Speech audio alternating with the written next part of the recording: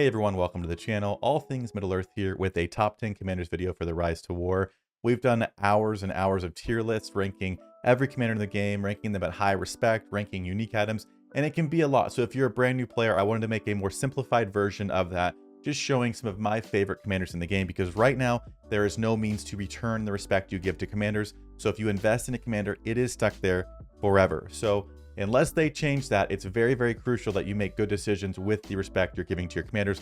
So I want to talk about some of my favorites. I've got 5 on the good side, 5 on the evil side, as well as a couple of honorable mentions. So let's go ahead and get into the list.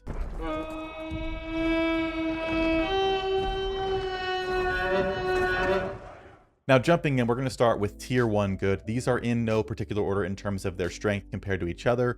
We're just going in tier order. So these are all commanders that I've invested in and I do not regret, or I have not invested in and I regret not doing so. But I'm not comparing them to one another in terms of a tier list. So we're just going to keep things simple and walk through, starting with tier 1 good. And the first commander we're going to look at is going to be Dwalin. Dwalin is a fantastic character.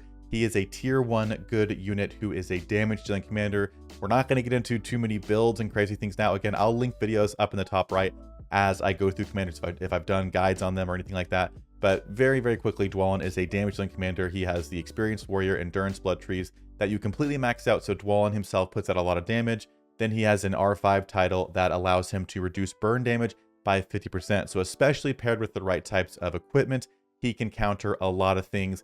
And I never like hitting a Dwalin. I didn't actually run mine this season. He's respect 17. He's my most highly invested commander, and I don't regret that, but I did not run him this season. And every time I hit one, it never feels good. Even if it should go pretty well or I do win, he always takes a chunk out. So Dwalin, as a tier 1 commander, he is awesome, and I would definitely invest in him again if I had the chance. Next up on the list should be no surprise, but it is Gandalf the Grey. I think he's one of the best commanders in the game. I think a lot of people get tired of running him because they've run him for so long, because you kind of start out in season 1, there is a Gandalf the Grey chest for good side players. So if you've played him since season 1, people seem to kind of get tired of him, and I've been there, but there is no denying he is one of the best commanders in the game, especially if you're non-role play. You start to get in some really good stuff, but the dude just does it all. He reduces damage, he heals, he has avoidance, he has stuns, he reduces elemental damage that comes in, so he can counter Witch Kings, he can do ranged builds and anti-ranged builds to counter things like Sunid. Again, with the right gear and enough respect, he can take on almost anything. Really, the only thing he'll struggle against is going to be your damage type of commanders like a Dwalin or Gimli or those types of commanders. But other than that, if built properly or built to fight whoever he's going against, he's going to do very well. So Gandalf the Grey, he's one I have at respect 12. Honestly, I wish I had bumped him higher. I haven't yet, but I know people that have R25 Gandalf the Greys who do not regret it. And it's seriously the gear use on them, the respect, is very, very worth it. Next up, we're just going to hop right to it. It's going to be Gandalf the White. Gandalf the White is my favorite commander in the game right now. He is similar to Gandalf the White in that he has some good damage reduction with the White Council tree. He has things like High Alert to reduce elemental damage coming in. So right now, Witch Kings, the burn damage, all that good stuff. But he has a little bit more damage output than Gandalf the Grey. So I find Gandalf the Grey produces more protective.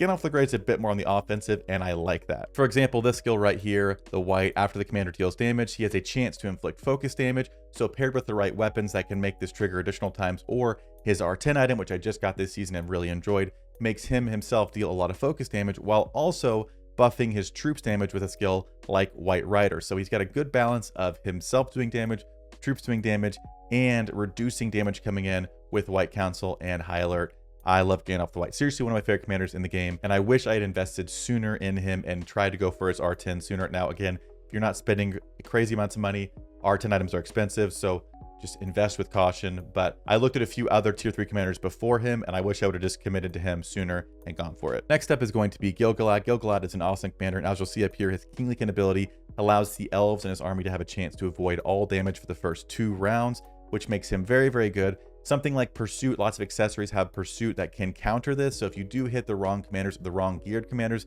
it can be difficult. But I think the meta has settled out a bit where he's not as popular. So people aren't all running Pursuit on commanders who have no business really running Pursuit in the first place. So overall, I think he definitely has a place in the meta for this game. And if you like running elves, Gil-galad is probably the best elven commander in the game. Next up is going to be Isildur. This will be the last commander we look at on the light side. Again, this spot could probably go to 10 other commanders. It's very close. This is not a ranked in order type of list, but in terms of being a very meta relevant commander, I think Isildur is there. He has madness, he has huge damage reduction, he can run a variety of different builds to counter things in the meta, He's a lot of fun to use. He's got a good R10 item. My only regret with him is not actually unlocking him sooner. I have him 2/3 unlocked, so I'm technically friendly with him, but have not actually unlocked to use him on my account. So one day, if we get one more full pull and get lucky, I might look at bumping him up. But he's one of those that I don't see all the time. But when I do see a properly built Isildur, whether it's running the right troops with his R3 or just running an R5 here, which reduces damage like crazy when your army includes men and elves, whenever I run into one, it always hurts a lot more than I think it's going to. So Isildur is one I'm going to put in the top 10 list for good side commanders. Now we are on to the evil side. Again, these are in no particular order. I'm not saying evil's better than good or vice versa. We're just going through and giving you 10 options for good commanders that I think are worth investing in. The first one on the evil side is going to be the tier 1 commander, Khaldun. Now Khaldun I've got at R10. I have not used a lot, but every time I hit one, I start seeing people running these big R25 Khalduns that they've invested in over a long time, and they always hurt. He buffs evil men really well, but also with the experienced warrior tree, which is something like Dwalin has and other damage commanders, he gets this weird hybrid thing going on where he gets damage from himself, damage from his troops. He reduces damage like crazy. He just kind of is this little tank that's very annoying to deal with. So my regret with Khaldun is not investing in him more often or sooner so that I could have him at higher respect. Instead, I've got a lot of respect in other commanders who I don't use and definitely are not as deserving of the tier 1 respect. So I wish I had just pumped more of that into Khaldun. I will say, on a side note, his R10 item is not worth investing in. So just because anyone's on this list does not mean their R10 item is good. It is not the best in slot for him. So don't assume because it says unique and it looks kind of nice that it is the best for them, because that's not the case for Khaldun and a few others on this list. The next one up is the Mouth of Sauron. Mouth of Sauron is like the anti-commander commander. He counters so many troop commanders in the game. What I mean by that is he has the Harbinger of Darkness ability, which I'll put over here. For the first 2 rounds, allied and enemy units are reduced in damage by 75%. So nobody's doing damage in the first couple of rounds, which really shuts down commanders like the Witch King who deal early round damage. It really hurts commanders like Gil-galad, who really relies on that avoidance in the first few rounds to make sure he can get going. It just shuts things down, and he is very, very annoying. He doesn't really reduce a lot of commander damage from skills. He does reduce them from normal attacks here, but commanders that do damage himself usually do pretty well against Mouth of Sauron. But if you are buffing troops and you run into a Mouth of Sauron, if he's built properly, it is a pain in the butt. And he's one I got going a lot later, but I've definitely enjoyed him. I've got him at R10, and I've enjoyed using him anytime that I have. Next up is the Witch King. Now, Witch King is my undisputed favorite in the game. I said Gandalf White was my favorite. Gandalf White's like my new favorite that I've enjoyed. Witch King is my like forever favorite. I've had him since season 1. He's so much fun. He has crazy abilities that buffs his units, specifically alchemists you use with him. You run the Black Captain tree and Convener. So he gives initiative to his troops. They attack twice or have a chance to attack twice in the first 2 rounds. So he just does crazy early damage. Again, he has counters like everyone else. So I think a lot of people think, you know, because there are counters, he's not good anymore. The entire meta revolves around protecting against fire damage. And if it did not, Witch King would be unbeatable. So he is that good that everyone plays against him. He still has a major use. And if you can use him and play smart and clairvoyance while you're hitting and just try not to hit things that are stacking multiple forms of burn protection, he's going to wreck. So Witch King, I regret no investment in him. I have 11 respect points on him, and I honestly could probably go higher and enjoy that. So seriously, he's my favorite. You gotta play smart with him. I will say that. You can't just throw him in. It's not season 1 anymore, but he's a lot of fun to use. Next up on the list is Sunend. Sunend is a newer commander as well, at least didn't start in the game. These are made up like most meta character in the game, which a lot of people find frustrating, but it is what it is. At the end of the day, she has crazy damage. You pair her with 2 evil men types and arbalists and run the Heraldric Tactics skill, which is for orcs. They deal an extra 15% damage for each allied evil men. So 2 evil men, 15 times 2 is 30. You have your orcs dealing a lot of extra damage, as well as other additional buffs she puts out, like having a heal here for her units or having extra damage in her quicksand skill. She is seriously a pain in the butt. And if you're not running some kind of anti-range situation, Sunend's probably going to smack you around a little bit. And I see her running around all the time. She's kind of a menace, but in a good way. So seriously, if you're going for tier 3 commanders and she's an option, she's very much in the meta and probably will be there forever, whether people like it or not. So seriously, she's one who is very, very good. And last but not least is Sauron. I wasn't sure about putting him because Sauron and I have a little bit of a love-hate relationship.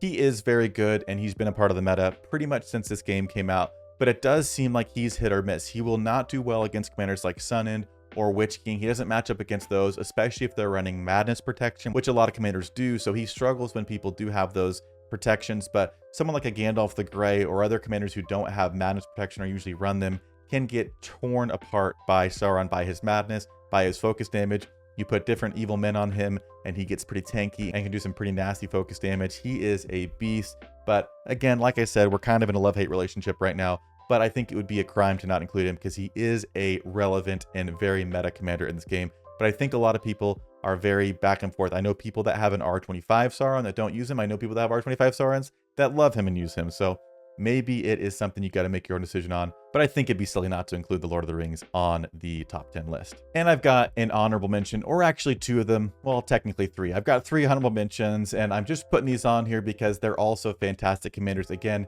you could probably come up with a list of 20 commanders who are really worth investing in, and if used properly, as long as you're not sending them in blindly, you're going to get good hits with them. But I'm going to put Gimli and Balin on here. They're commanders that both share the item, the Torn Pages from Marzabul's Tome, so you can go either one of them or both if you want to.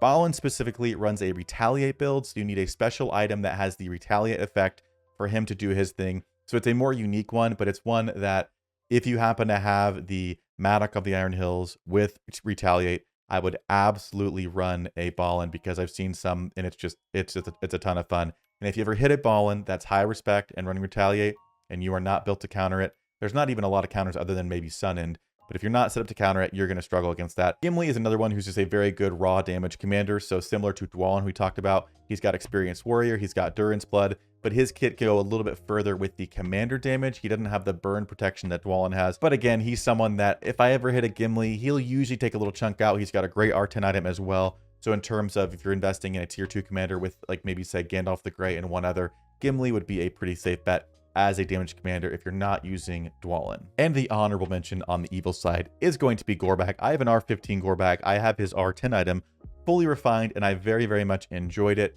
He is a orc buffing commander. Again, here you have orcs plus damage 30%. They have a chance to succumb to madness, but then at the max level, they get madness immunity. This skill up here also has inflicting madness on the troops, but they have madness immunity. So just big damage out for orcs, which I think are a very good troop in the game. And at high respect, you can start to run his interrogator tree for additional damage when the enemy is subject to madness. You have Grey Leader, which reduces damage.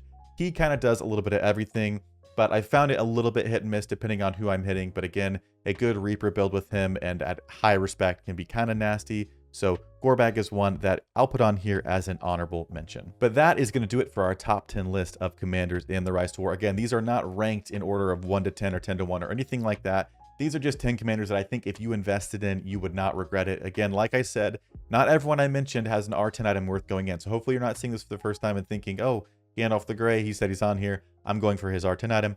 Don't do that. It's not good. But some of them do have good R10 items. So if you want advice, hop in the Discord. It's linked down below. We have lots of people in the community who'd be happy to help out if you need help making decisions like which commanders to focus on, what respect items to get rid of, all that good stuff. But again, that is going to do it for our top 10 video, and I hope to see you all in a future one.